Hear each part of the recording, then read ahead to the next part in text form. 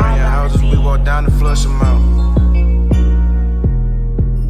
We don't play it with these cuz, Welcome to baby. the Hearts of Men podcast, a journey into the depths of men's hearts where courage meets vulnerability and wisdom embraces integrity. In a world that often measures a man by his outer achievements, this podcast dares to explore what truly defines a man of character. We unpack the challenges and triumphs that shape men's lives, bringing to light stories of resilience, compassion, and unshakable faith.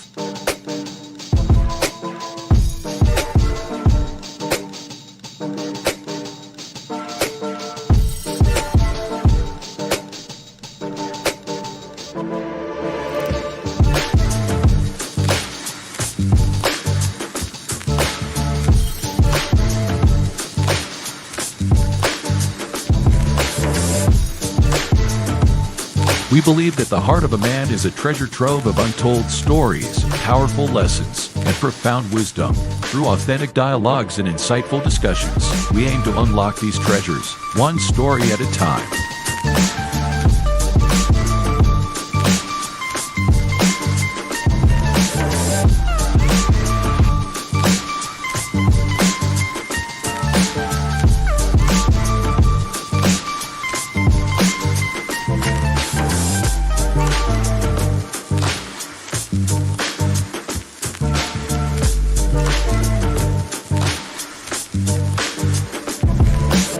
So, whether you're seeking guidance, inspiration, or simply a moment of reflection, you're in the right place. Get ready to be challenged, inspired, and transformed.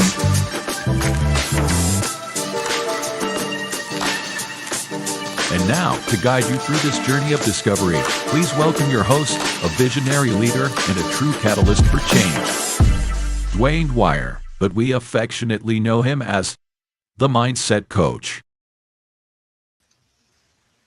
Good evening, family. Good evening. Good evening. I am your host for tonight, not Dwayne Dwyer, affectionately known as the Mindset Coach. That is the brother cut from me right above. Next to him is the Uncle Junior, all right, the consistency coach.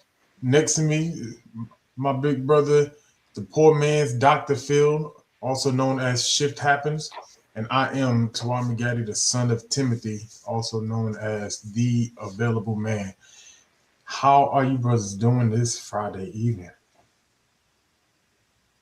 Doing well. Looking forward to the conversation. I'm doing well. All is well. Life is good, I'm excited to be here and really looking forward to this conversation about mindset shift. Yeah, man. I'm good. Again, another end of another great another great week. And I always look forward to connecting with you guys as well as, sharing in conversation with what we call the live chat and social media. So yeah, I'm good. Yes, sir. Same here. Another good week. It's been a busy week, but we are here. And y'all know me, I get excited to talk with my brothers, chop it up, and we got a full house tonight. The livest chat. Let's see. Y'all know we like to pan stuff off the coach, but I'm gonna try to do my work today. So let me run through this chat. Nick D, good evening, sis. Crystal Everett, good evening. Uncle Junior again, good evening. His Divine, good evening, sis. His Divine Appointment, renewed consideration. Good evening, my sister. Who else we have in the chat? And we already said Crystal Everett. Yes, is Maya. It's good to see you. Good evening, sis. Miss Charlotte Jordan. Good evening, ma'am. How are you? Yeah, I love saying that name because you get that smile from that brother right above me. Yes, it is good. It is good to see. Listen, if you are listening in and you haven't jumped into the chats, go ahead and get in the chat so that we can see you and we can acknowledge you. And stay connected. This is the livest chat on these YouTube streets. All right. They stay engaged. There's always something empowering. If you don't get it from the panel, you get it from the chat. So stay tuned in, um, and hit that like button as you come in and as you are tuning into this conversation. So with that said, let's go ahead and get into this conversation tonight. All right. Tonight's conversation, we're talking about the mindset shift that no one wants to make. Oftentimes we get accustomed to thinking how we think, moving how we move, believing how we believe. And sometimes we get in a place to where we feel stuck. We feel as if we're not moving forward. We're not progressing as we feel. The effort that we put in is not matched by the outcome that we seek. Well, maybe sometimes that means the mindset has to shift, has to change. We have to take our mind from where we've always been and evolve and elevate so that we can continue to evolve and elevate in our life so that we don't stay stagnant, so that we can get the best out of our efforts, the best out of our work, and that we can grow every day. And so that we can help someone along the way. That's always my biggest one. So with that, we're going to be talking about shifting our minds, and the mindset that I want to talk about is how do we shift into a growth mindset. All right, and we can go as we go back to the multi screen, brothers. I want to ask this first question tonight. I'm over here, my since we're talking, I want to talk about the growth and fixed mindset. So how would you describe what a fixed mindset is? I would describe a fixed mindset as a mindset that is stuck or and or maybe complacent. If you have a belief or the mindset that I can't get ahead in life because of X, Y, and Z. As long as you have that mindset, you won't be able to get ahead, or you're always going to have a reason to blame X, Y, and Z and then take some of the responsibility off of you. So, to just kind of be more simple about it, just, pretty much a fixed mindset is just a mindset that is stuck. And sometimes I will say not willing to change.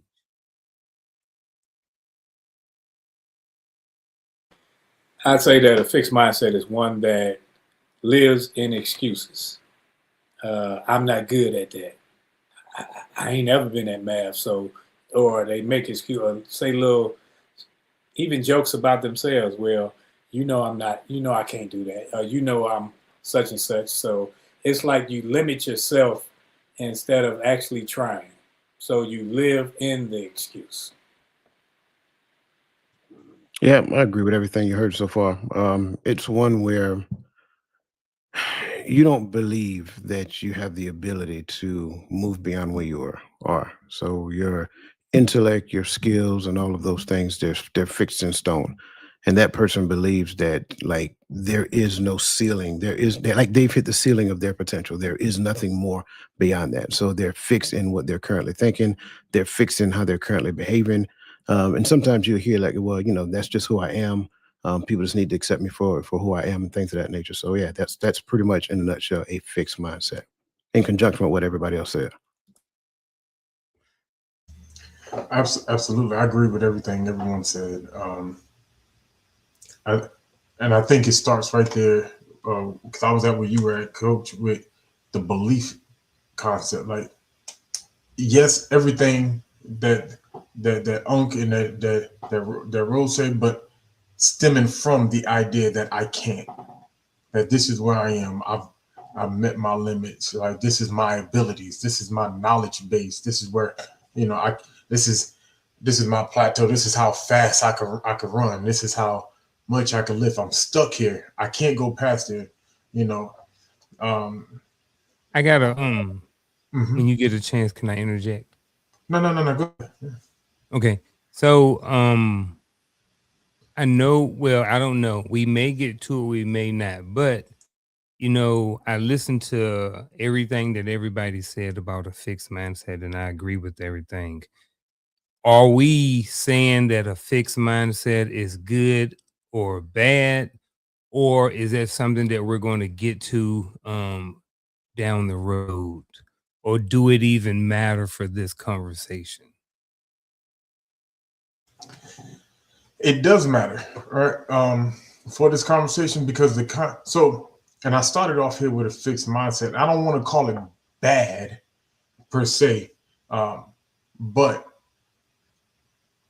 I believe it's the mindset that causes a lot of complacency, right?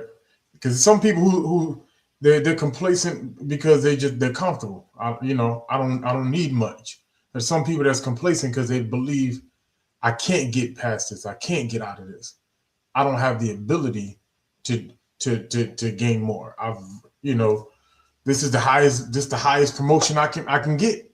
I'm gonna stay right here. I'm not even gonna try because I got passed up X amount of times, right? We've heard that story, and so I'm not calling it bad, but if we're looking to grow, to get to a growth mindset, we have to identify and understand what this fixed mindset is so that we can begin to address it so that we can move into what's called a growth mindset. So you waking me up, and you said you don't want to call it bad per se. I don't speak French, so I'm gonna call it bad because it's negative.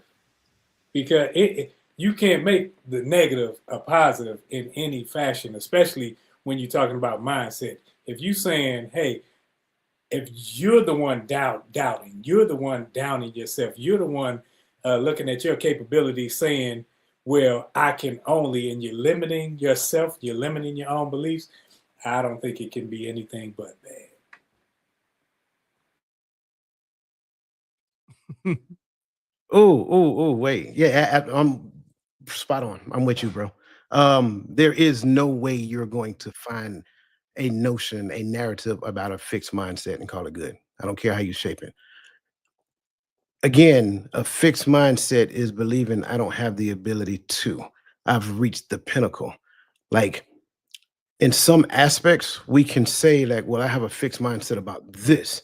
But then within the scope of this, you still have to believe that more is available, that you have the ability to grow, that you have the ability to have a better understanding of that. So even within the scope of that, you still can't have a fixed mindset there. So I don't care how you slice it. And I don't care what avenue we talk about, like fixed mindset is bad.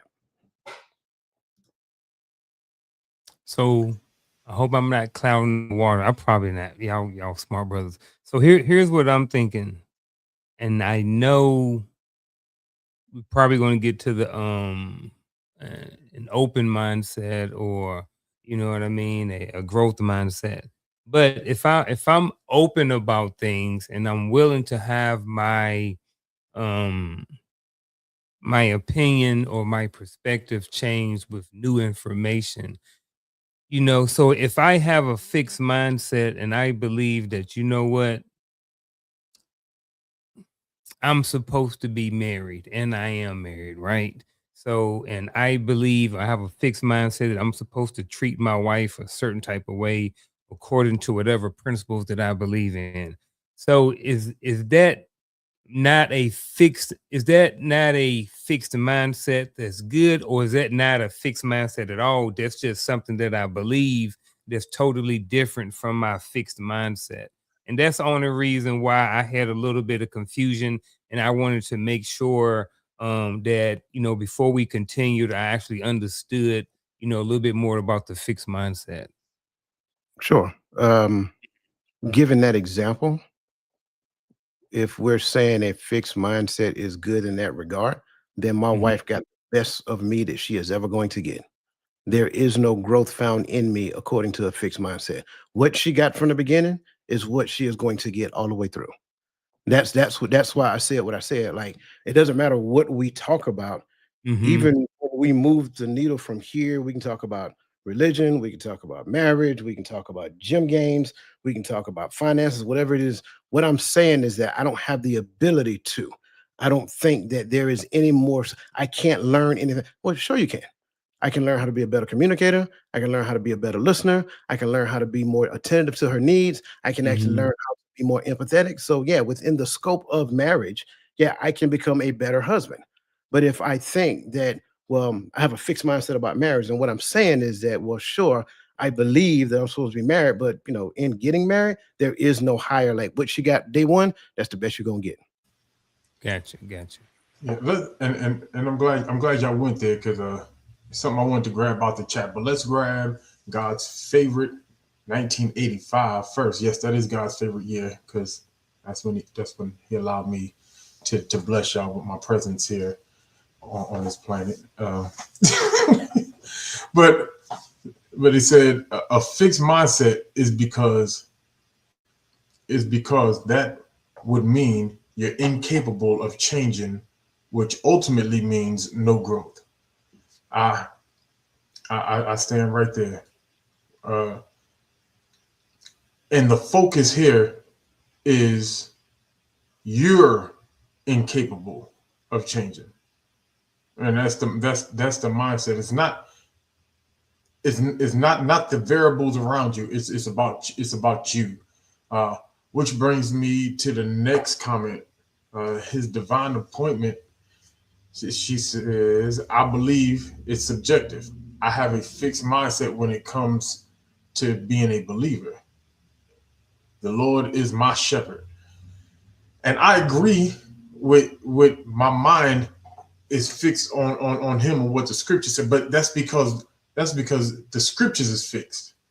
And so that's where I get what you're saying, but for me, that's where the conversation is different. In this conversation is I'm not fixed. So I'm not at my limit of what I can become for him, of how much of him I can learn, of how much in him I can grow. I haven't become yet.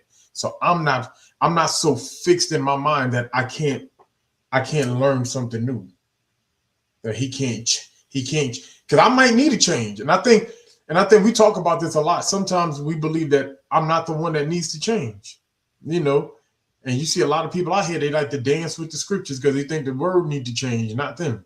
I don't want to step on nobody's toes, but we hear it in some of these prophet liars out here. Anyway, And that would be more of a growth mindset anyway, because you may be fixed on your belief system, saying this is what I believe in, but it's continually fluid. It's continuing to grow. So now I read, I study, I learn so that I can move, not so that I can say that I can't grow and can't be anything better.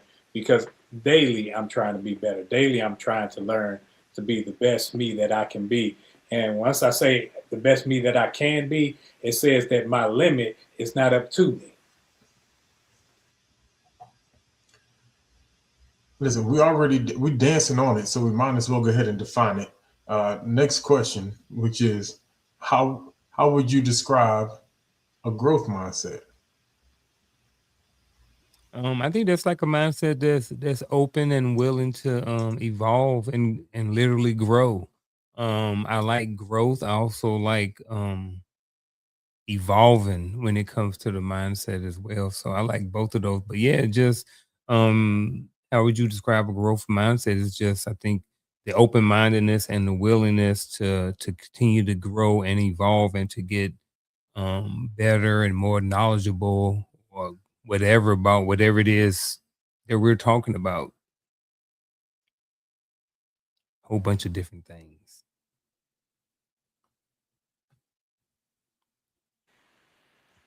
I think a growth mindset would be exactly what Uncle was explaining, because it's one that says that, okay, I'm dependent on new information. New information come, now I can change. I'm not stuck in a corner saying, I'm not changing or I'm not growing. I have the ability and capacity to learn new information and grow as it comes. Yeah. So agreed. I also think a lot of times we think when we hear a fixed mindset, then just the opposite is a growth mindset.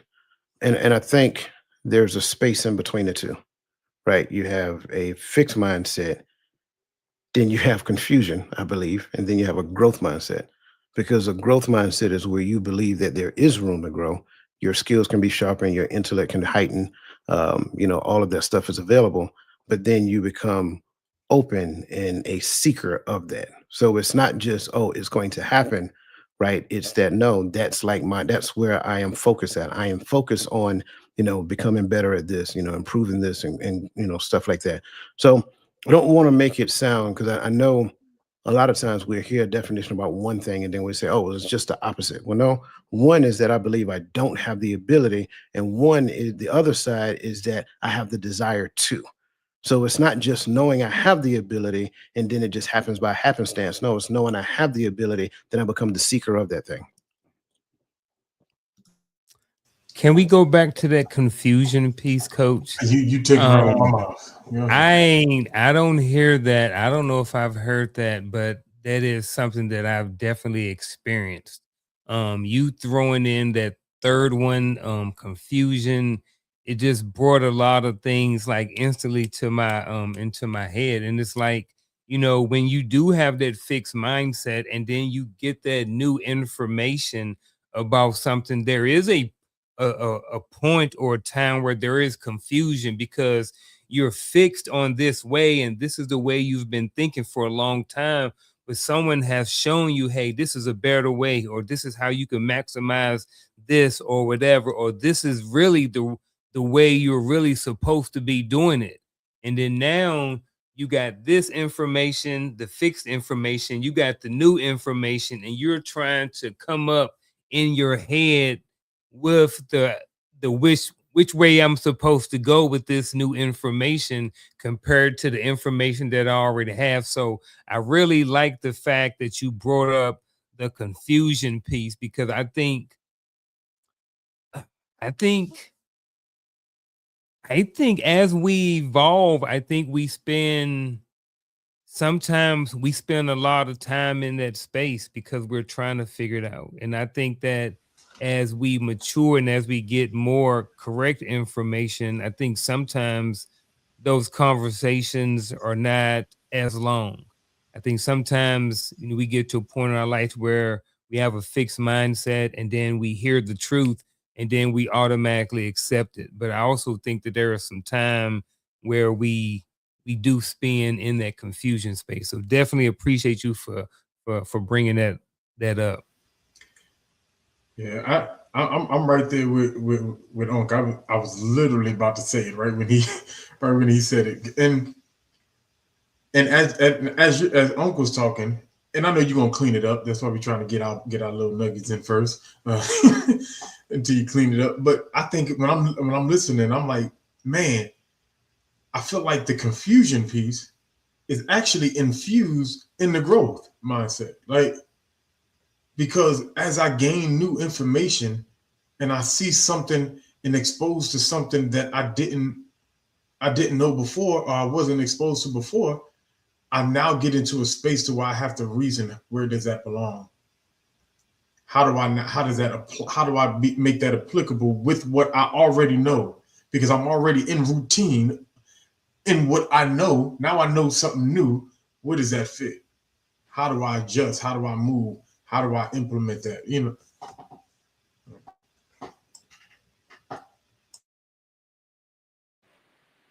It's a level of fear in the how, because when you don't know, then because I don't want to look silly. I remember I thought the BlackBerry was gonna be the it of phones forever, and then they brought me a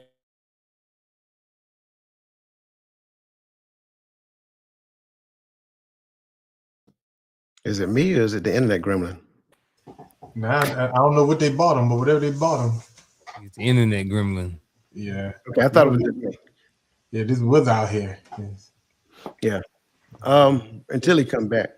Oh, there you go. There you go. Go ahead, bro. good. Yeah, you Yeah, good. Yeah, you're good now. Yeah, I never wanted to advance from the BlackBerry to the iPhone. I was stuck on that BlackBerry and scrolling and everything. I thought that was it. And when they brought me an iPhone, I'm like, I can't use this thing.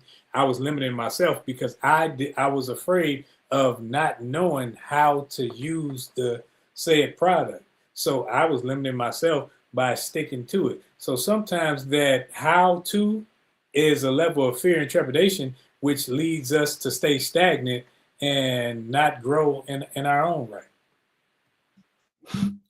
Agreed. Um, in the space of fixed mindset, right? A lot of that is rooted in fear. Fixed mindset, a lot of times, is rooted in fear, not knowing, that the growth mindset is available, all of that other great stuff. Well, growth mindset is rooted in becoming aware that that's the thing. Either it's taught to you at a certain point in time, or somebody make it available to you at a later point in time through awareness. Those of us who have a growth mindset, we don't necessarily have this thing that keeps a lot of people in confusion. And that's this thing called control. Control is the thing that keeps you in confusion. Why? Because you feel like you need to know what to do next. Anytime I automatically transition into what do I need to do, that's called control. Because if I don't know what to do or how to do, then it puts me in a space to where it's like, well, I'm just going to put that on the shelf until I figure it out. Well, it may go on the shelf and it may stay on the shelf because you may never figure it out. And then you'll forget that you put it up there, and then you move on doing the things that you have always known to do anyway. So in that space of confusion, a lot of times it's more of a control mechanism because I've reached the space of comfortability and blah, blah, blah, whatever, like you will hear a number of them, and that's fine, right? And that's okay for that person. But outside of the realm of needing to control everything, you recognize out here that this is a pursuit. Like we can go to the scriptures, and the scriptures paint it out clear, right? When you look over here, it says, seek ye first, right? The kingdom of God and all his righteousness, then all those things. So there's a seeking in there, but there is no clearly defined way to seek him. That's the journey that you have to go on. Sure, there are some other things that you know to do, right? There's another scripture that talks about for those who diligently seek him. So now it's not that, oh, well, over here on the growth mindset, like, do this, do this, do this, do that. No, the minute that I put it into the do, I just put it back into confusion. But if I move forward, not necessarily knowing, having a clear picture of what the next thing to do, well, now it's rooted in faith, right? Because now faith is the substance of things hoped for, the evidence of things not seen. So I don't necessarily need to see what's around the curve to know that I'm going around that curve. I'm going to go around the curve regardless of what's there. So that's why I say I like Roland brought in fear, because a lot of time control is the thing that we implement so that I can fear less or have less fear as it pertains to this thing. So long-winded response, but yeah. No, that was good. All of that was good. Hey, 27 minutes already, brothers. We got a question in the chat. Can we go ahead, Miss Queen V? She asks, can a fixed mindset really keep you from growing and improving your self-confidence? Gentlemen. Yes. Yeah, yes, and I ain't gonna leave it there. A fixed mindset says that this is as far as I can go. So if this is as far as I can go, that the only growth would be mold. The only growth would be mildew, because I can't go beyond this cap that I've placed on myself. So information, advice, or anything that comes is shunned or pushed away.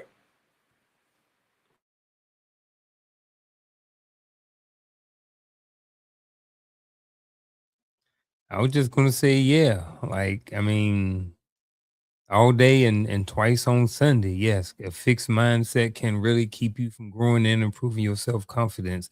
Like Roland said, at the end of the day, what you do is you put a ceiling on yourself. You say, I can only go this far when it comes to improving. I can only get here.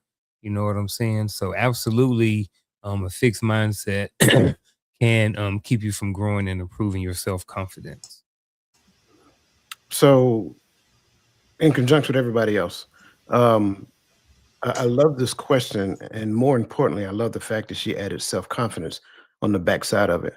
because a fixed mindset will have you trying to prove yourself, to where a growth mindset will always leave the door open for you to improve yourself. So for those who have a fixed mindset, they're not really self-confident. They want to convince you that they are confident, but constantly they're performing. Yeah, I agree. But I want to the way I'm make because it's the way I'm reading it, right? I kind of have just a slight different approach to it because I, I feel like just the fixed mindset it works in conjunction to the lack of your self confidence because and we're going to get to that and we're going to get we actually start getting to that into in the next portion, but it's that concept that I can't, I don't have the ability, or this is all that I have in the tank, So I've already psyched myself up, or not even psyched myself up. I already, talked myself out of going harder, of pushing further, of receiving new information, and it's kind of like that mindset that coach likes to point out a lot. The whole working 2 times harder, 10 times harder, being 10 times smarter, and all that stuff. But we were always told, you know, no matter no matter what you do, no matter what degrees or titles you put on, no matter how much money you make, you're gonna always be right to one of them. And we were taught that so much that there are a lot of us who are like, oh, I don't need no information from there. I'm not gonna do that. I ain't gonna do this. I got brother, homeboys back at home when I joined the military. I ain't joining that army. I ain't gonna go fight their wars. I ain't gonna do this because they don't. And because we put ourselves at this mindset that this is all I'm gonna ever be in this system and in this country. So because of that, I'm not. This is all I'm gonna be. And there's a lot of people that are that way because of that. I'm not saying everyone, but even if that's true, why does that have to be the defining factor of whether I gain information or whether I grow or whether I excel or do something different? And that's how. So when I see Coach Face, I know he about to come back, but when I see this self confidence, I'm always thinking in my head is I've already told myself something that caused this fixed mindset. When you have a fixed mindset, and we're talking self-confidence, because I have a fixed mindset, I will always play small. I'm not going to put myself out there so I can fail. So if I put myself out there where I'm doing something where I don't necessarily think I'm the master of it, then I can look like I don't know what I'm doing. I'm not going to put myself out there. So I don't have that ability to have self-confidence. My confidence is where I am, and I'm going to sit up here, I'm going to play my little role, and I'm going to be the big fish in the little pond. So the look on my face was like processing what you were saying. Um, I don't necessarily disagree, but I don't want to limit it to a particular profession, if that makes sense, right? Because I believe wholeheartedly that I don't have to run for office to be the president of the United States, and I can still be self-confident without doing that. Um, so I don't want to limit it to a profession because sometimes what we are experiencing in life is what a person believes, not so much as how much they believe. And I think that's where a lot of the confusion exists, right? Is there a cap on me, on my limitations, my expectation of myself based upon my understanding of my skill set, my intellect, things of that nature? And do I believe that this is the pinnacle? There is no more that I can, progress in that lane. Therefore, I don't try to. But I believe that I can be totally against a particular thing because of what I believe it stands for and still have a growth mindset. I'm just not open to that because it falls outside of my belief system. So that's what I'm saying. I don't want people to get confused and think that, oh, well, a growth mindset means that I'm open to everything out there, whether I believe it's right or wrong or indifferent. No, I don't think it's that. I think it has to do with where I exist in time and space, and whether or not I believe that my belief system have the ability to expand. Kind of like going back to the scriptures, like, sure, I can be fixed on, like, look, this is my belief system, but also understanding that my belief system has a requirement to expand within that space. So I'm fixed in that direction, but I can't be fixed in what I currently believe, because in essence, the entirety of that is rooted in belief. And so going back to what you were saying, like my upbringing, past experiences, and things of that nature, that by itself defines limitations. So now when I embrace and embody those limitations and say, hey, well, this is just using this as an example. This is a white man's world, and I'll never be able to do this, and I'll never be able to do that. Well, now I'm expressing those limitations. But I can also be open to hearing what somebody else saying and say, well, you know what, maybe I have been looking at that just a little bit skewed. Maybe I can, hearing what you're saying, that actually makes more sense. So now I'm existing into a space that I call the idea meritocracy, which means that your ideas are actually better than mine. Therefore, now I adopt your ideas, recognizing that your ideas exist at a higher plane than what my limiting ideas were. So that's why I'm saying what I'm saying. That's where a lot of that confusion exists, because what a lot of times we try to do is make the confusion the growth mindset, and it's not. I like that, because I was definitely thinking confusion is, because I actually said that confusion was intertwined with the growth mindset. But yeah, I do like how you clean that up. And y'all keep hitting the chats. Keep hitting the chats. I'm loving what y'all saying. We kind of touched on it a little bit. But let's go on to the next topic. The next topic is failure. Right. And when we talk about failure, is how we process failure, how we view it, and how we use it, to fuel the direction that we go. And that is what separates the growth from the fixed mindset in the space of failure, right? So with that said, first question on this topic. So failure means I am inadequate. How can this statement be harmful? And can I change this outlook if this is my outlook?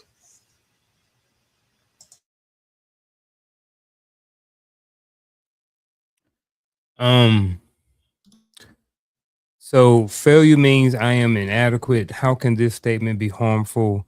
And can I change this outlook? I think this statement can be harmful if you leave it at that. Now, I personally don't have a problem with the statement failure means I'm inadequate, because I think, in a sense, that's what it is. It's an indicator that, let me give you an example. So if my goal is to bowl a 300 game, well, I've never bowled one with before, but maybe right now I'm inadequate, or I may not have or possess certain skills in order to bowl a 300. I can still work on them. Maybe work on my release, maybe work on getting a different ball, whatever it is, maybe. However, it is an indicator that I may be deficient in some area. And I think when it comes to how can this statement be harmful, it can be harmful when you know what it is and then you leave it at that. There's no action to move forward with whatever it is that it is, whatever that outlook is. Hey, I'm inadequate. I can't bowl a 300. However, I'm not going to do anything to try to get better at it.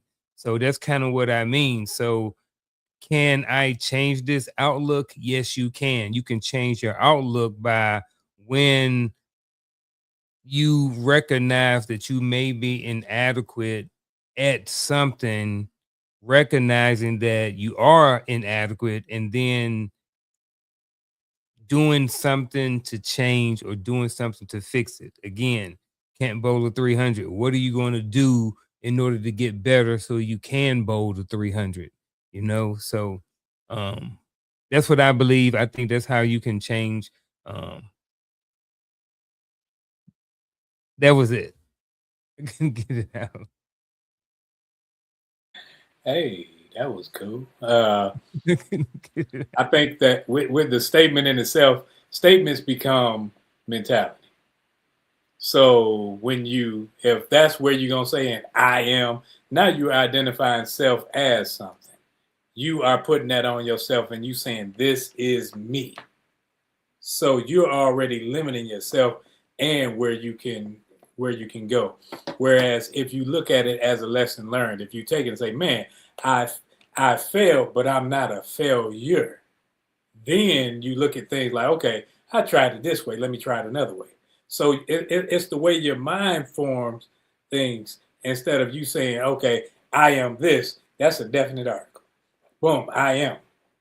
I am that I am. He is. So now when you say I am a failure, what more you think you're gonna be? Because you already limited yourself. You already said your capabilities were inadequate, and you start saying inadequate, inadequate, and now you identify with the negative. You don't think it's a negative, but it's a negative. So every time you start telling yourself these things, it's like, okay, I'm not looking at it for the lesson that could be learned to make me better, to propel me to grow. I'm looking at it as something that's another wall, another border, another boundary. So I limit myself and I stay in that same box. Yeah, I'm agreeing with everything you just said, Roland. I think anytime I take an outcome and I tie it to my identity, that's problematic. Um, I think it's like evidence of me linking my worth to performance. And so the issue is that if I have that mentality, then what's going to end up happening is that I will not take risks in the future, right? I won't put myself in a situation to where I do something outside of what I know, because I believe that what I know is the limitations of the experience that I am supposed to live. So now when you say, "Hey, let's go bungee jumping," right? Well, for those people who are into that, they'll be open to going bungee jumping. I ain't gonna do it. I'm just telling you, that's listen, let me tell you something. I'm gonna keep it real. I have a fixed mindset when it comes down to bungee jumping, not based upon the fact that I don't think that I'm capable of doing it.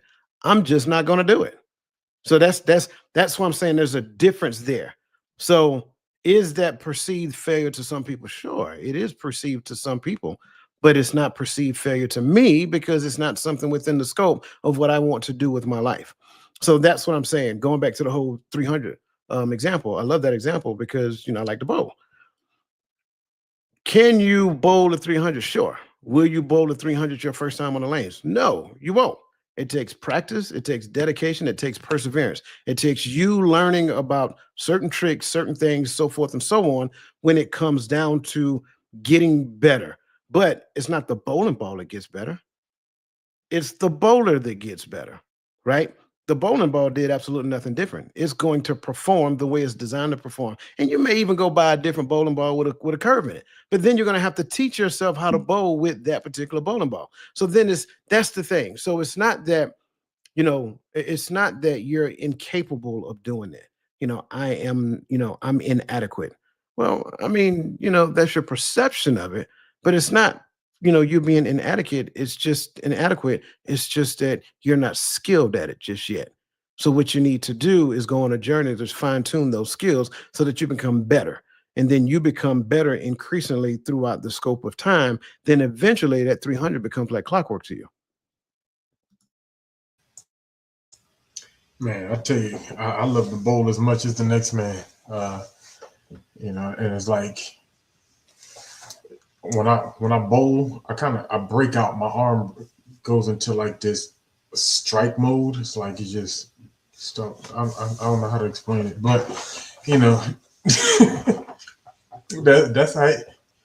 Yeah, you sat there on one of my 220 games. Nah. Hey, 220 is warm up. Hey, that's all right.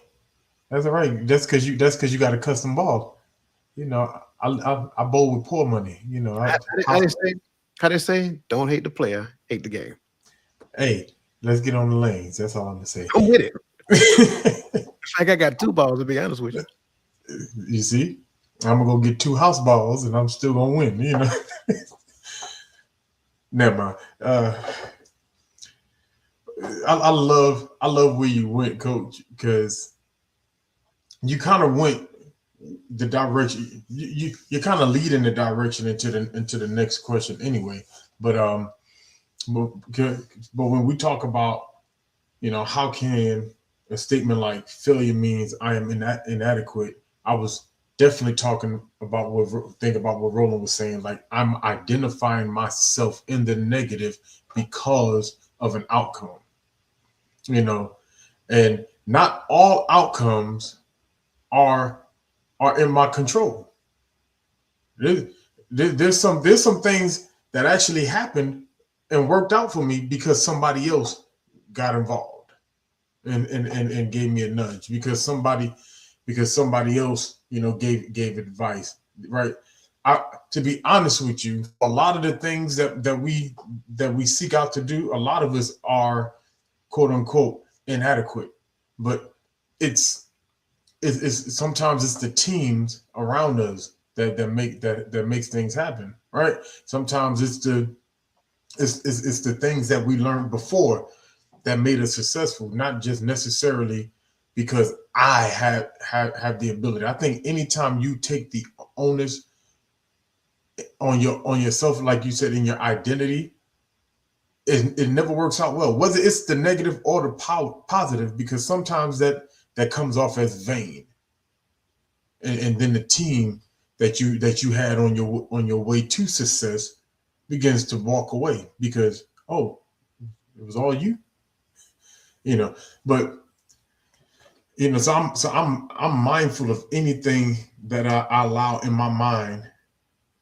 I'm sorry, that new picture just threw me off for a second. Look like he want to say, and I'm running for Congress. Hey, it caught me off guard. I wouldn't expect.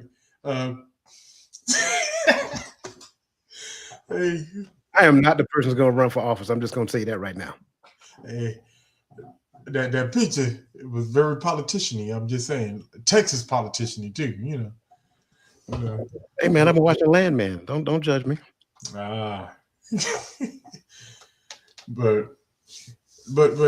so I do like that mindset. I do like that direction that we took it. And it makes me want to jump to the next question. But before we do, let's jump to the comment section. You can get this one that's highlighted. Miss Queen V. She said, failure is a tool to help you understand what and how you failed so that you can learn and correct that mistake or failure. Yes, ma'am. Hey, yes, man, all across.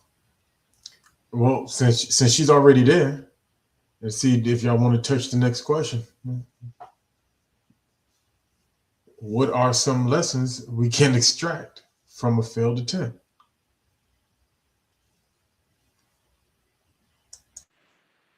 I guess that would be depending on what you failed in.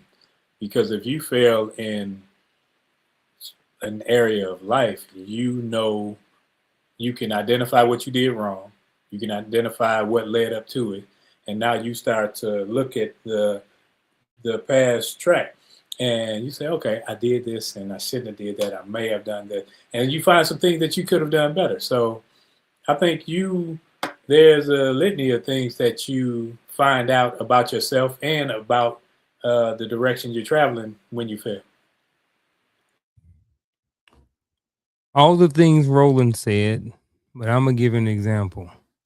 All right. So I have had one failed marriage, and I agree with Roland. It kind of depends on the lessons you learn are going to be different based off the individual and based off of whatever the attempt or whatever the failure was. I do believe that there are some commonalities when it comes to just some things that we learn overall. But to be more specific, I think that, you know, when you have marriage, if you pay attention, if you go and do some homework and actually pull those lessons out, because that's key right there too. You know what I mean? Before we get to the lessons that we learn, you know, I could actually talk about it right there. Extract from a failed attempt.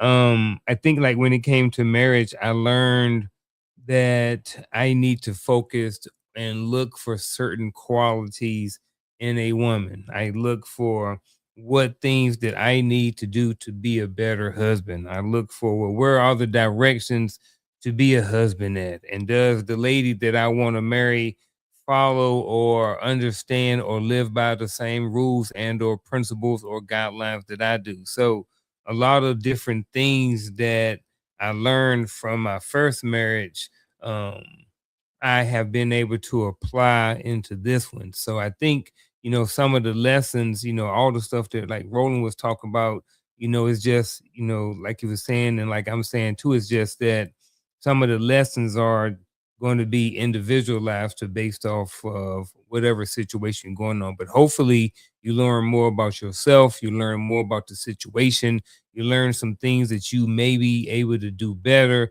or that you may use to progress or be more knowledgeable in. At the end of the day, evolve into to a better version of yourself. I think I'm gonna be a little, just about that much, long-winded with this response because I think, for the most part, the school system has messed us up a lot. You go to the school system, you take tests, either you pass or you fail, and that's fine in that arena because that's the metrics that they have established for passing and failing and moving on and progressing. The issue is that the true test that you take is called life. Life does not put you in a position to pass or fail. Life puts you in a position of progressing or not progressing. So, if I have experienced some perceived failures, there's a number of things that I can look at, like Roland said. I can look at systems. Maybe I'm trying to do something according to the wrong system. I can look at my behavior and my skill set within that system, prescribed system. So maybe I can change a few things that I was doing differently in the system. I can look at collaboration. Maybe the problem is that I'm trying to work the system by myself and I'm supposed to be collaborating within the space of the system because I don't really understand the system. So it's a number of things that exist when it comes down to it. You know, again, systems, behavior within the systems, collaboration within the systems. I I do like the notion of my own understanding of my abilities, right? But I think within the space of it, you know, we're talking about capabilities. And so, again, do I have, going back to Queen V's original statement, do I have the necessary confidence in myself to actually do something outside of what I know, knowing that I have the ability to learn and grow and adapt? That kind of brings in the notion of resiliency. Some of us struggle with the adaptation of the thing because in our mind, we already have existing how the thing is supposed to work out. Well, I mean, that by itself can be problematic. So it's a, like I said, it's a number of different ways you can go in relation to this. But in, you know, we look at those lessons exist around, in most cases, a system, your ability within that system, and your ability to collaborate within the system that's available.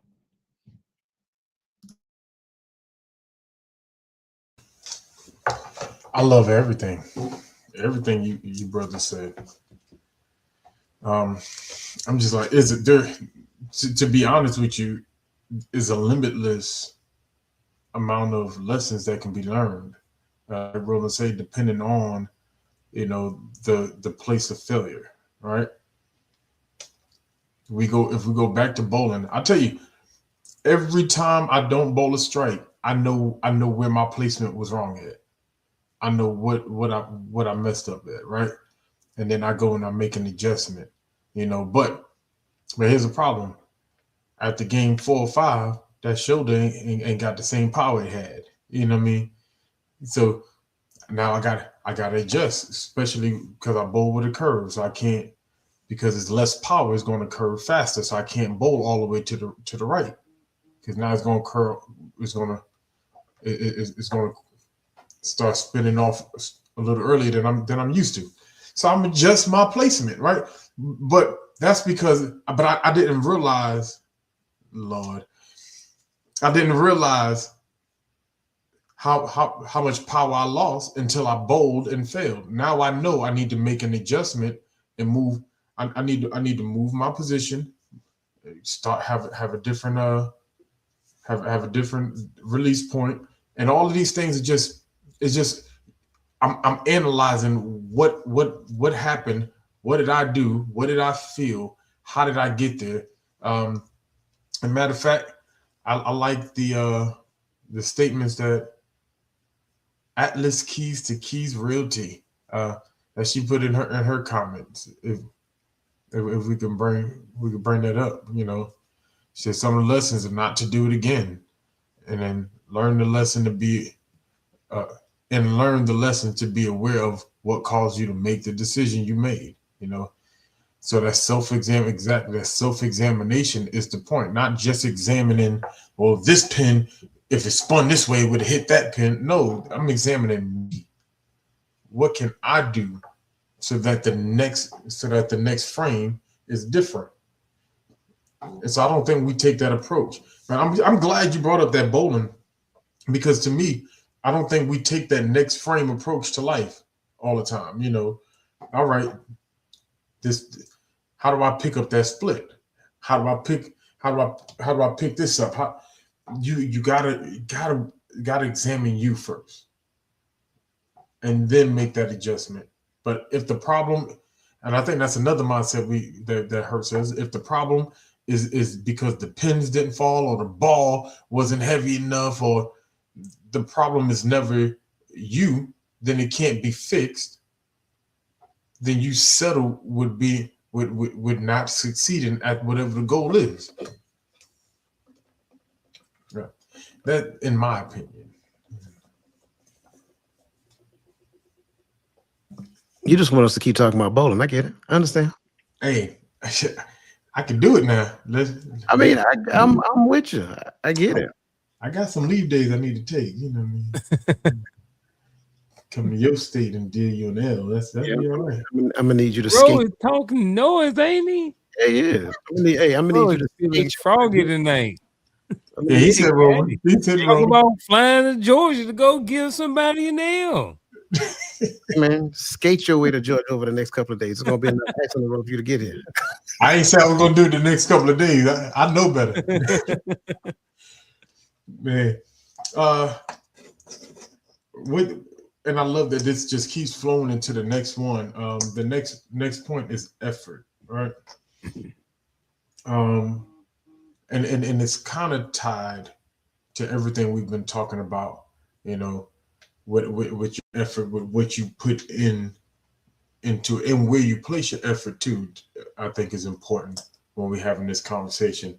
But the first question on this topic is, what are some contributors to why some may seem to work harder to achieve a goal, and it seems as if it comes easier to others? So here are some contributors to why some may work harder to achieve a goal. Some just do. Some are more consistent, some are more disciplined, and some people have a growth mindset and not a fixed mindset. So some people just, like you said, effort. Some people are just putting in more effort.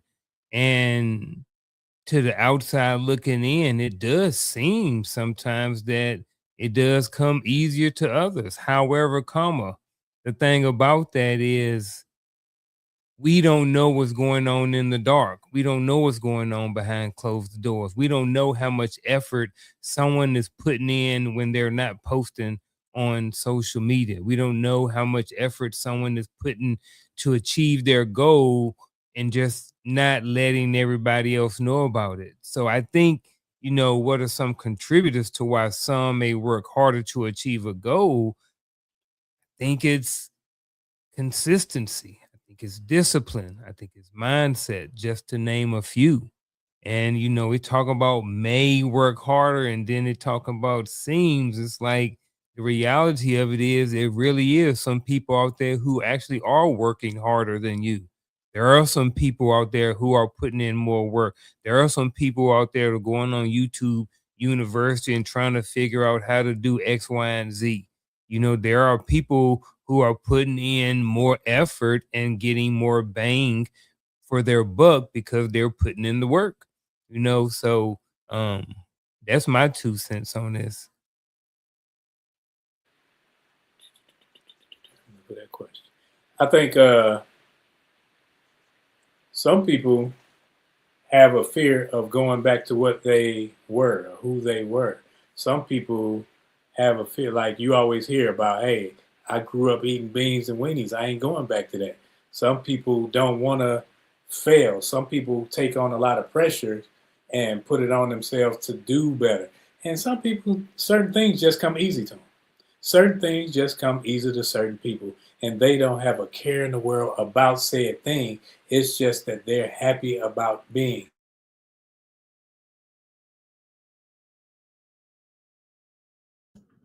It's just like the internet gremlin keep hitting the pause button for him. There you go. Go ahead, bro. You back. I think when we look at values, we look at calling, we look at some people do things for money. Some people do things for praise. Some people do. There's a lot of reasons people do things and their motivations behind it. So I think that when you look at the individual, they have to be the ones to express that or identify so that we can see, like, okay, I understand them a little better. Genetics too.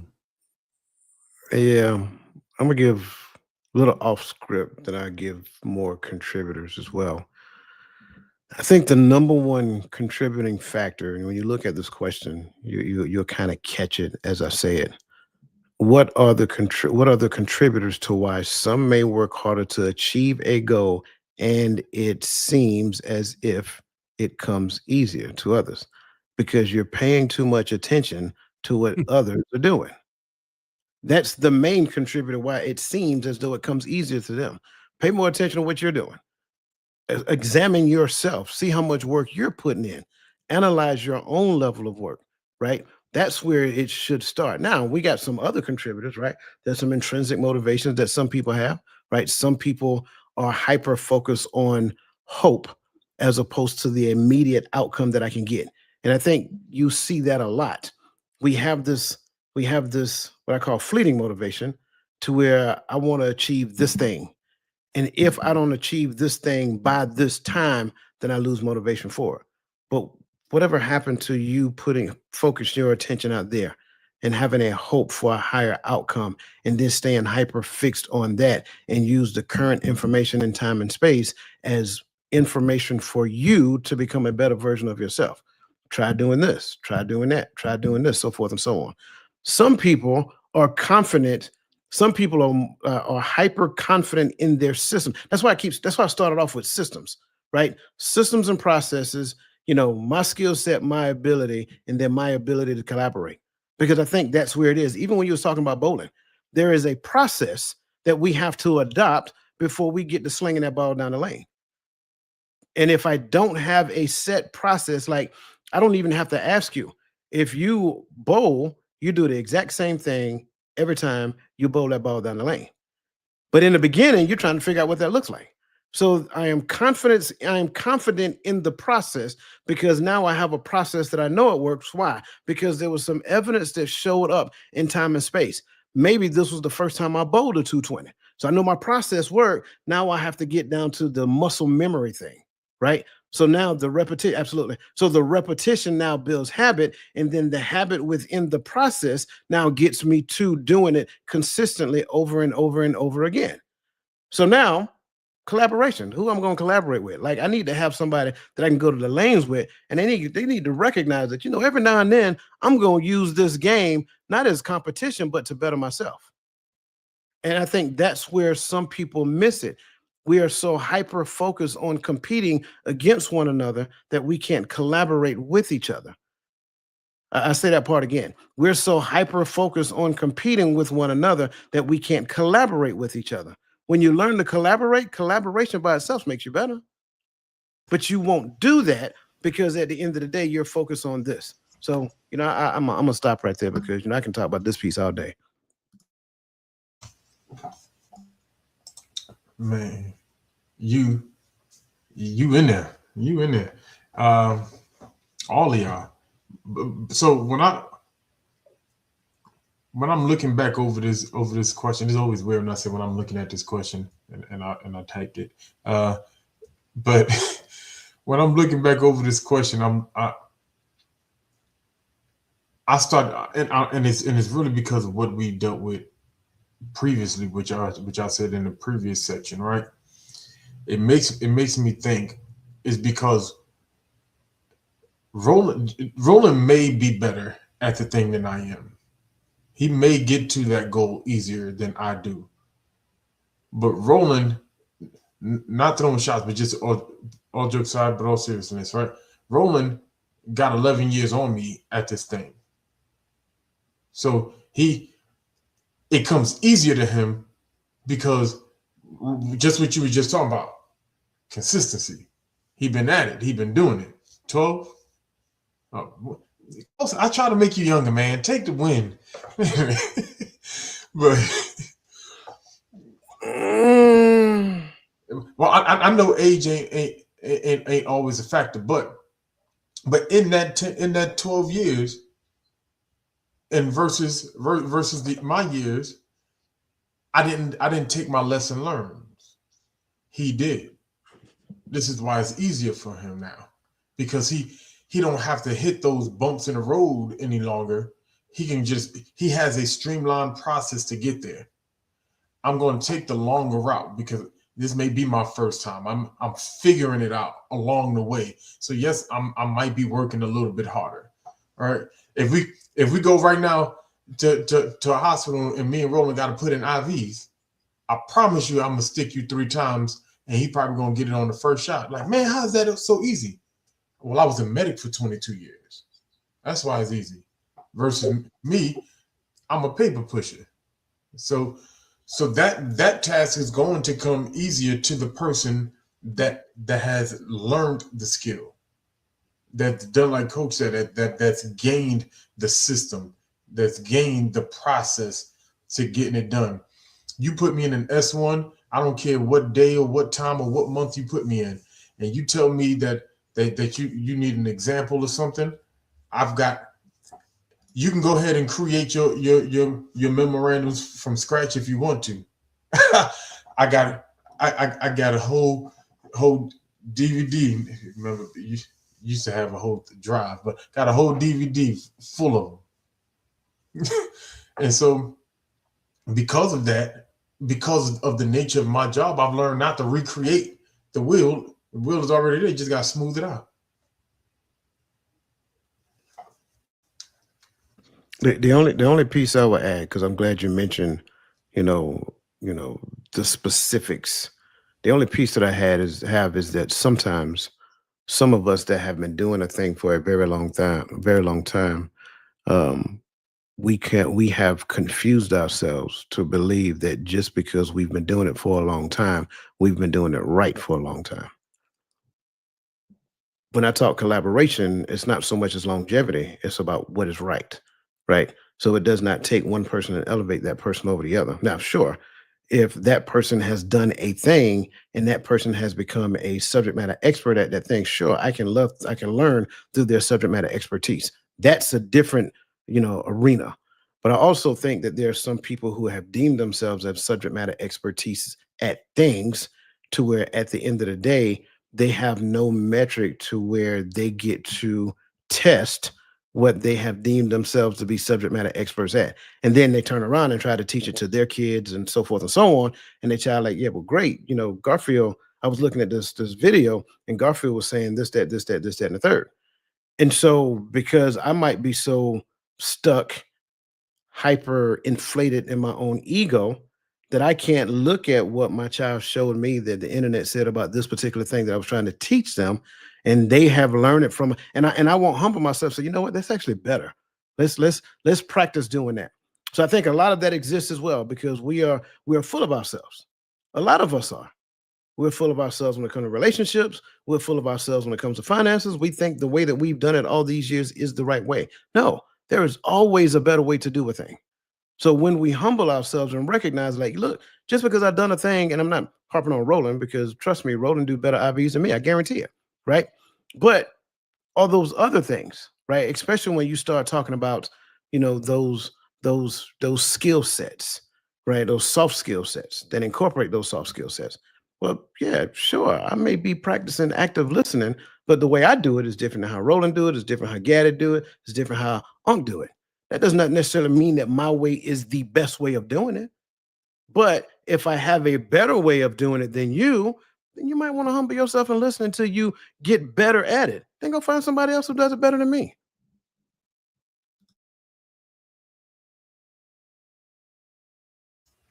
Facts.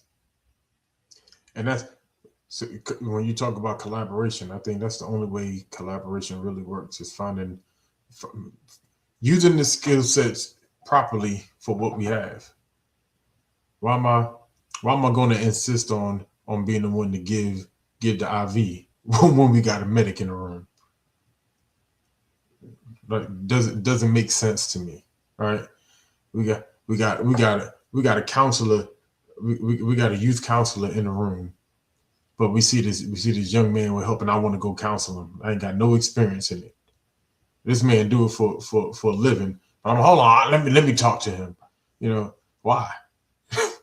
Why? We got the skill set in the room. We got the guy that's the subject matter expert. But I think that a lot of that, I think sometimes pride get in our way of growth. You said I can't get this square peg inside this round hole. That's all right. Then watch me keep hammering at it. Watch me prove. I may not be as smart as you, but I'm strong enough to make it happen. So watch me hack away at it. Why? Why? But so when somebody come and say, if you put that square peg in the square hole, it'll slot. It'll fit right in. You don't have to fight with it. You don't have to jam it in there. It'll fit right in. Because if you ever need to take it out to make repairs, it'll slide right back out. But my pride told me I can do it my way, so I'm gonna keep doing it my way. So I agree there. There was the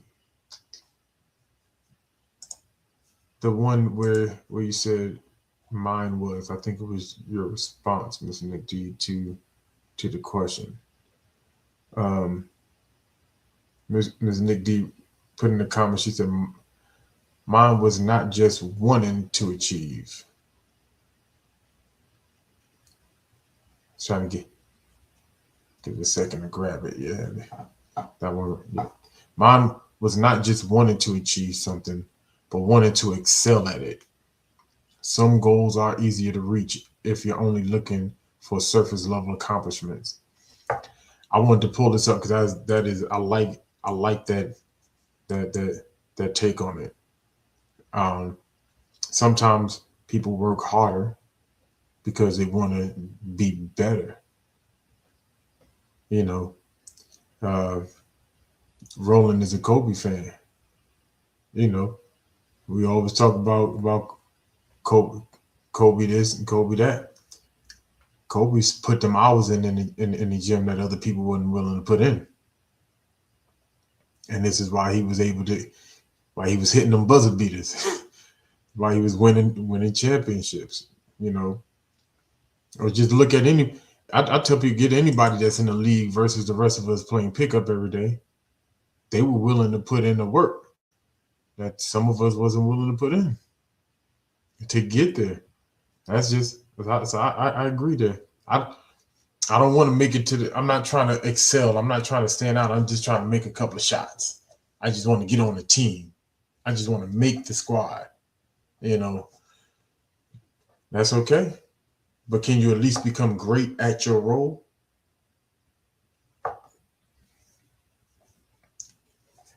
Y'all have anything on that before we move on? Ooh.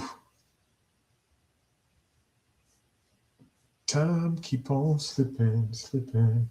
Uh, with that, because we kind of addressed the next question. So to let's go to the next topic: challenges. All right. Um, how do we deal with challenges? All right, plays a part in how we attack either being in a fixed mindset or in our growth mindset. You know, and is it just woe is me because something come up in front of me, or am I going to take the time to figure out how to get through this challenge, how to attack it? That is the difference here. So the first question I have on this one is, are challenges and setbacks the same?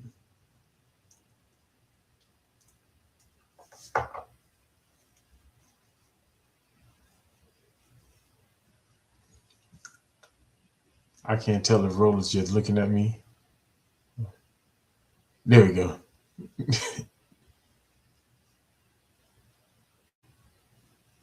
Okay, I'll go first. Um, my initial answer is no. Um, the longer answer is, and it kind of goes back to what I was saying, because I was being very definitive when I started talking about different things. I talked about processes, I talked about skill set, and I talked about collaboration. Challenges um, could exist, if I'm being completely honest, in all three arenas. However, the thing that makes a challenge is that it identifies my interaction with the thing, right? So it could be a challenge with me dealing with the actual system itself, needing to learn the system. It could be a challenge with me getting better at the skill set that I need to operate the system. It could be challenges between people as we collaborate. Setback is most cases on the outside. It's more so that the system is broken. I need to wait on a part or repair or something of that nature. So now it equates to a time limit that I can't control.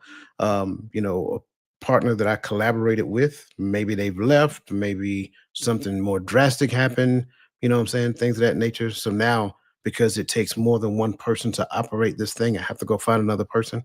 So that's kind of like where I look at it. Challenge is more so me to where setbacks is more so, I'm sorry, challenge is more so internal, where setback is more so external. I like that. I think that when we look at a challenge is something that's difficult that you are facing or attempting, whereas a setback is an obstacle. A setback, something that you face that it may push you back or it may stop you from moving forward. That would be a setback. Like if I'm in a race and the leading up to the race, I'm challenged by the preparation. If I have a setback, I put a hamstring or something like that. It hinders me from moving forward in the race. Yeah. Challenges and setbacks are not the same. I think in certain cases they can be intertwined. I think sometimes if you look at a challenge, it can be a setback, but it may not necessarily be a setback. A challenge, if we want to go to the back to the bowling analogy, you know what I'm saying? The challenge may be the fact that they didn't oil, or they got a different type of oil on the lane before you go out there and start. So you used to bowling on this type of lane, you're in a different building, they use a different type of oil. So now your ball and everything else is going to be different, going to move down the lane. That's a challenge. That's something that you just have to adjust and overcome. The setback for that same situation could be when you allow that challenge to be the focal point, and then next thing you know, you're not bowling your 220 or whatever it is you may be used to bowling. So I think that, everything that y'all said at the same time, I think that if it's something that kind of holds you back or allows you a space where you may need to regroup and then move forward, I think is more so what a setback is compared to what a challenge is. A challenge don't necessarily may or may not necessarily hold you back. The challenge just may be identified that, hey, look, this is something that's going on. They got a different type of oil on the lane. I'm just going to make an adjust, and now I have to use this ball versus this ball. Yeah, I like everything everybody said. I think when I look at challenges, I think when we confuse the two, let me stop there. When we confuse the two, uh, and we look at a challenge as a setback, I think that deals a lot more with what I have to deal with me internally. Because when you talked about that fear, Ro, that's real because I dealt with that a lot, and I think some of that is part of what we talk about when we talk about certain mindsets, like when we talk about the imposter syndrome and stuff like that. You know, some of us have a fear of succeeding because do I belong in that space as the winner? You know, do I belong in that space as the person that is seen as the subject matter expert? Do I belong in that space as the supervisor? Do I belong in this space as the host? You know, and it's and so when a challenge comes up, I take that challenge as a setback, and I give up, and I say, well, we can't move forward because this challenge is in place. But each challenge that is in place, there's a way around it. There's a way through it. There's a way to handle it, right? Versus just throwing your hands up. So when I look at it, when I look at challenges and it gives me an opportunity to learn a part about what I'm doing that I may not have learned if I didn't face a challenge. Because every time I face a new challenge, I learn even more about the subject, whether it's professional, even in scripture. People don't think they run into challenges in scripture. If you don't run into challenges when you read the scripture, I feel like when you see things that feels like it's going to contradict what you already believe, you avoid them if you don't have challenges. But challenges in the scripture is when I see something and it makes me go back to something that I previously saw or believed, and I start looking at it differently, right?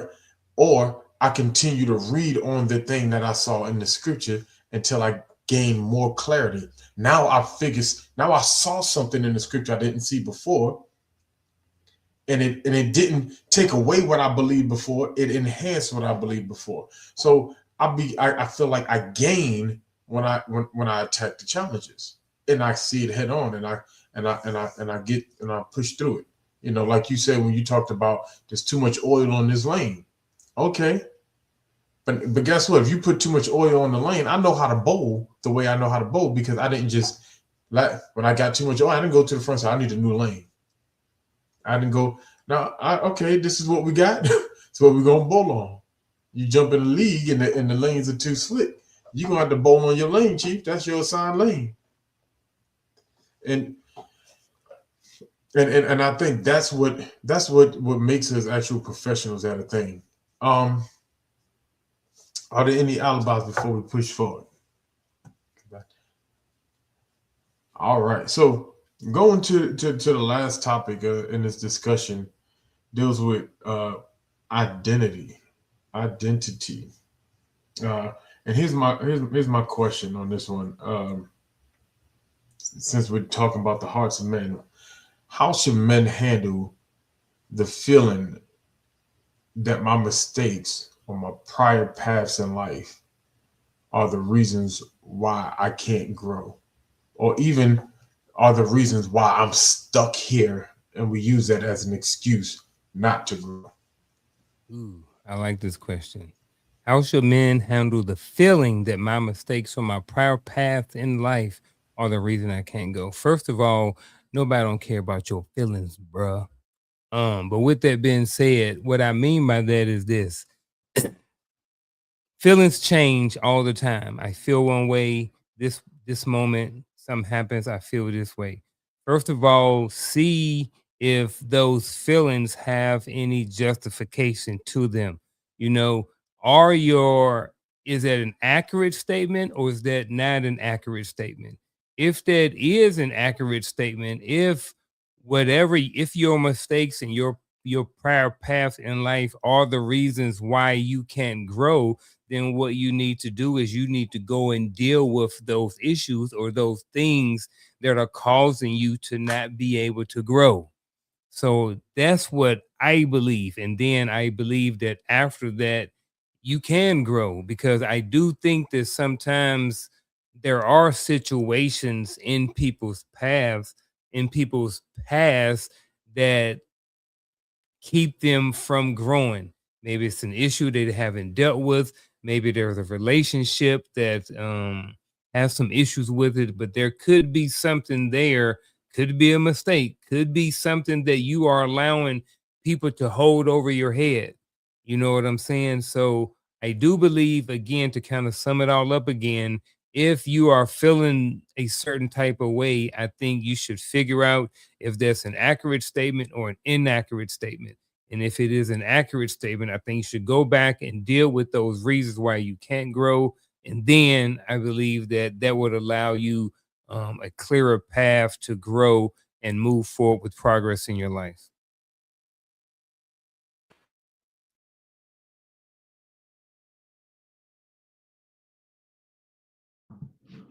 I don't know if Rose stuck again. Look, he looks stuck. Yeah, he's stuck.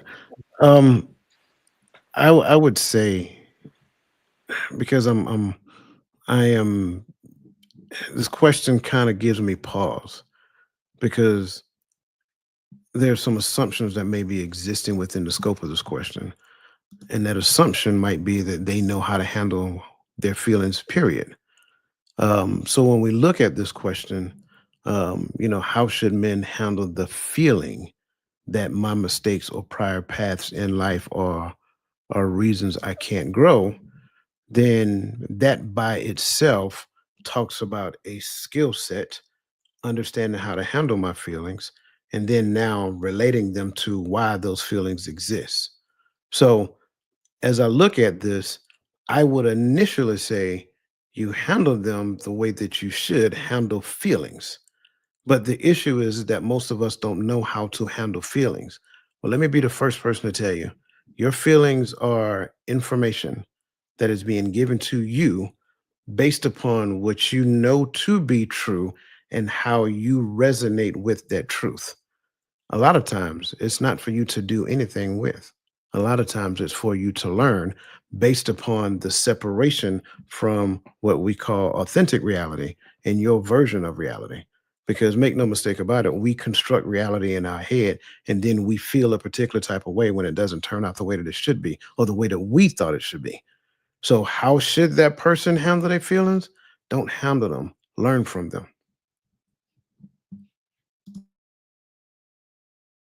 Let's see if I can jump out here. To me, this is all ego versus accountability. I think when we're talking our feelings, we're worried about how we look. We're worried about the failure of a thing. Instead of taking accountability, saying, "Man, I messed up," or "I failed at this thing," we'd rather mope, or we'd rather, however you deal with your feelings in that, or choose to not deal with your feelings in this regard. So, man, this is one where I think you should always look at said situation and think, how can I grow from it? What can I learn from it?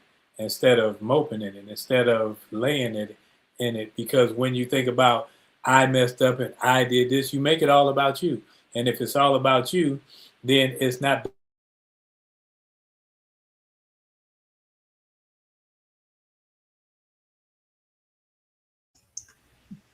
It's not talking. Yeah, it's, Hey, it's there you all go. about you. Last thing I Ego, heard. accountability. That's it.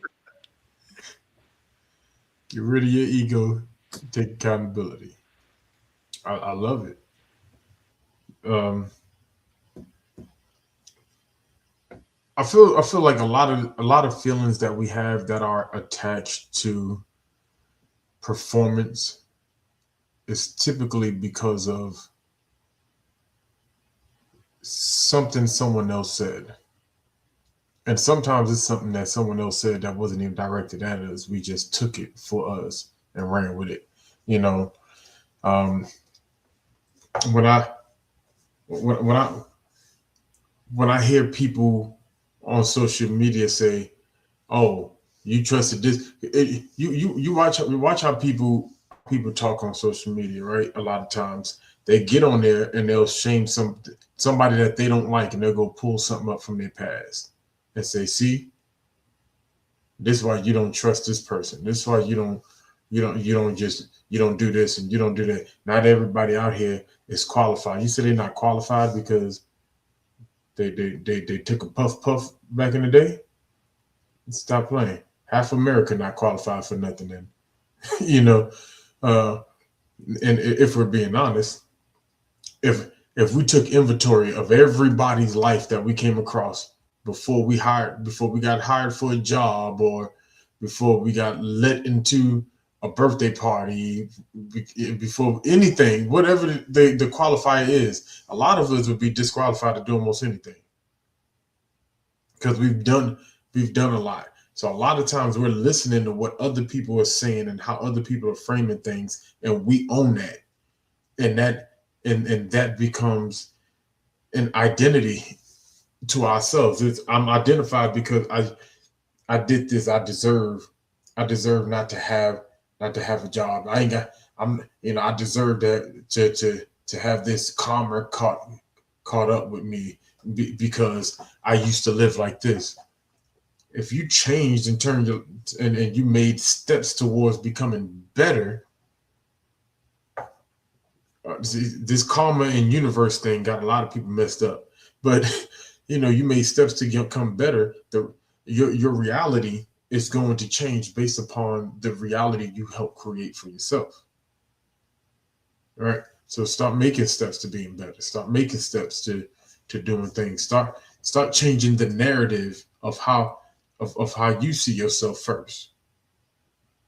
And then you can start you start walking in different spaces and doing different things. So man, this was a good conversation. I didn't even realize at one point how time has crept up on us in this conversation. Um, but with that said, it means we have come across our bittersweet moment, our final thoughts.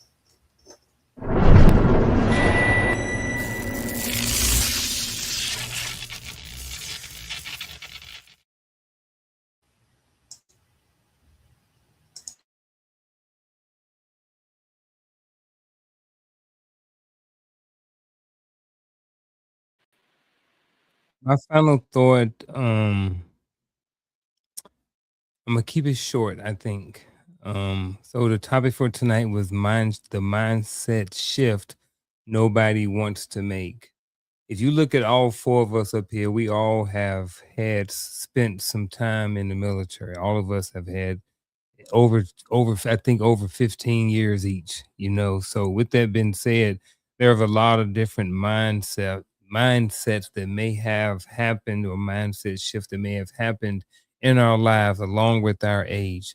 I will say that for me, and I think one of the things about mindset shifts is that there are certain phases in your life where certain mindset shifts may be easier to shift than others. If we know and recognize that there needs to be a mindset shift about a certain thing, sometimes we are reluctant to go ahead and make the adjustment, and adjust the mindset because we may want to stay where we are. I will say from personal experience, every pretty much every time that I have let go and allowed myself that better or that more evolved mindset to take place in my life, it has paid off in a valuable or in a better way. It has paid off better for me. There are some mindset shifts that I didn't necessarily always want to make, but I knew that it was for the betterment of who I was, what my walk was supposed to be like. It's going to be better for my relationship. So I did it. So I will say, if you are someone listening to this podcast and you are struggling on making that mindset shift that you don't necessarily want to, but you know you need to make it, I'm not saying go ahead and make it. I'm saying go ahead and reevaluate it again and ask yourself, should I go ahead, make this mindset shift, and how it's going to benefit me in the long run? That's my final thought.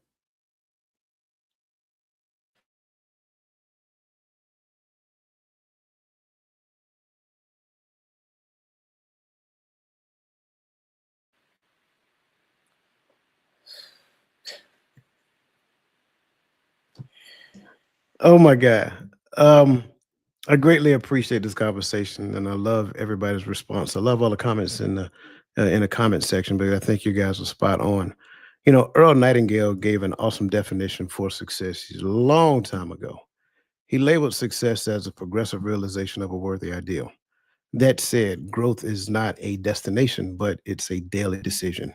Each moment you choose to learn, to rise after falling, and to see yourself as a work in progress, you actually reclaim your power and purpose. Past may inform your story, but it should never limit your future. So, what we should do is stand tall and stay curious, and let your mindset be the bridge between who you are and who you're becoming. That said, to this conversation, the mindset shift nobody wants to make is that your future self is requiring something from your current self that you're extremely uncomfortable with. It's your responsibility to figure out what that is, so that you can experience the life that you were destined to experience. That's my final thoughts.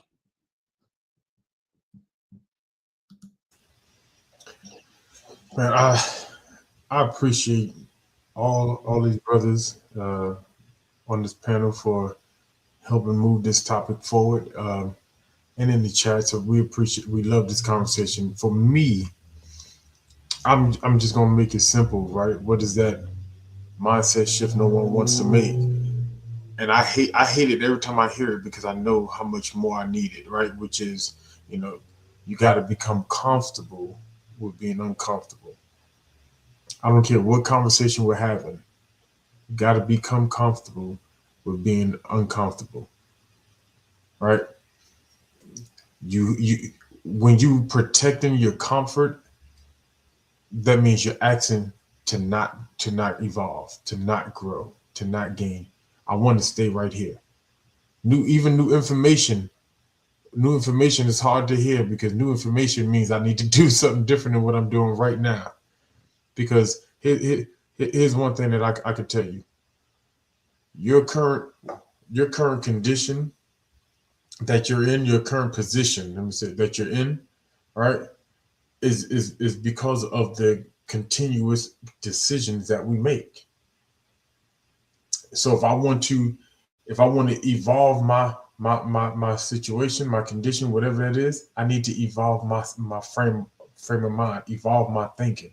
I have to be willing to do some things that I'm not comfortable with, not morally, but mentally and physically, because my mindset is what's trapping me. But when it's time to grow, my mind is what's going to grow first. Then I'm gonna get uncomfortable. I'm gonna learn. I'm gonna go back to school. I don't care. I'm old. If I'm gonna go back to school while these young folks run circles around me in the classroom. But at the end of the day, we're gonna have the same certification or the same diploma, and we're gonna go forth so I can go and achieve these goals. I can get this thing done. I can start this business. I can add on this house. I can invest this money. But all in all, it starts with us internally, right? Let's get out of our own way. Let's progress. Let's move forward, so that we can be better versions of ourselves, so that our children for tomorrow can be better. They have a higher starting point than we did. That's what I do this for. Hey, with that said, I am glad, my brother, you are back. You got any words for us while you on the screen? All right. Hey, while we got you moving, I gotta monopolize on the moments, you know. I said it in the chat. Hey, but no, man, I love and appreciate all you brothers, man, and everyone in the chat. Listen, scroll through the chats. Miss Crystal and Miss Keys is keeping it on point. They're laying out all what we have coming up. The 31st is the seminar, right? So go ahead and let's get registered for that. Is this QR code? Yeah, there we go. Is this QR the QR code right here in the top left hand corner? My fingers wasn't acting right, bro. It's right there. That right there. That way. There we go. Go ahead and scan the QR code. Let's get registered for the seminar. Let's get empowered. Let's grow. This Saturday, reframing the image of relationships. Right. Your past isn't broken. Rewrite your story in 3 liberating steps. Man, that sounds like something I want. Like I want to hear this. It's gonna be enriching. So come on, tap on in. If you're new here, you know, go ahead and subscribe. Join the platform or join the community so that we can continue to grow together. Right? Are there any notes that you have for the people, Doc? Any alibis, brother? As they say in the old Baptist churches, if all hearts and minds are clear. Hey, we see y'all tomorrow morning. Y'all have a blessed evening and enjoy your family and your loved ones. We out here.